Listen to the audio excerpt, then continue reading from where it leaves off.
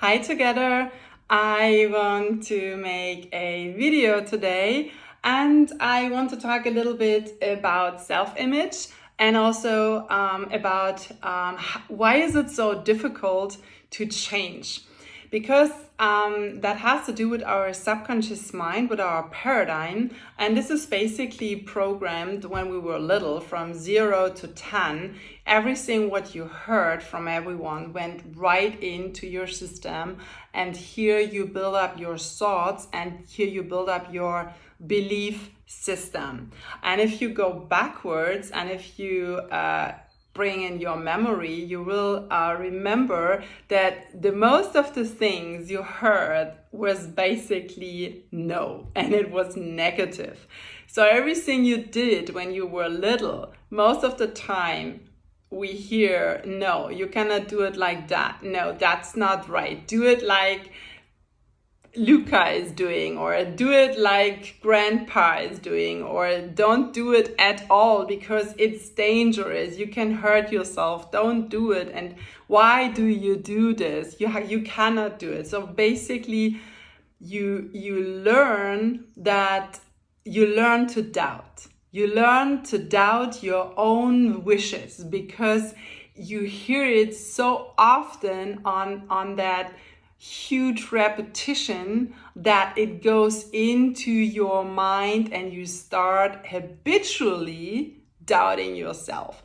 And this is how you create your belief system and also your self-image. And your self-image is based on your past experiences, and you basically build up a concept of yourself. So let's think this is not driving you in the direction you want because you maybe have a poor self-image. We all had poor self-images, or let's say we had a bad self-image about ourselves because we weren't taught to believe in ourselves.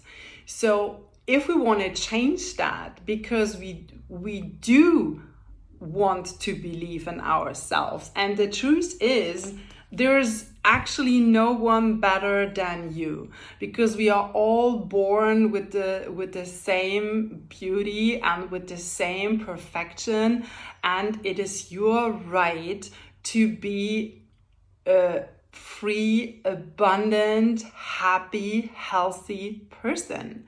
And we are all the creators with our heart.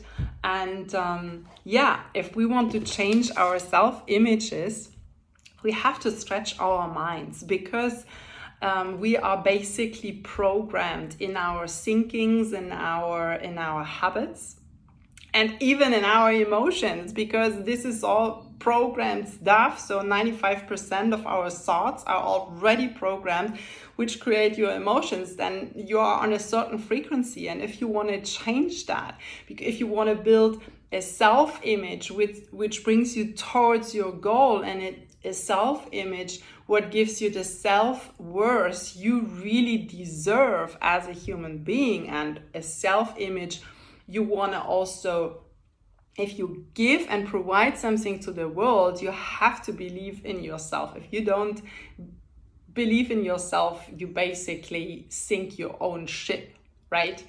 So if we want to change that, why is that so difficult? Because we stretch our minds and we go in a section where we have never been before. This is, you can compare it like if you do sports and you do for the first time a new exercise.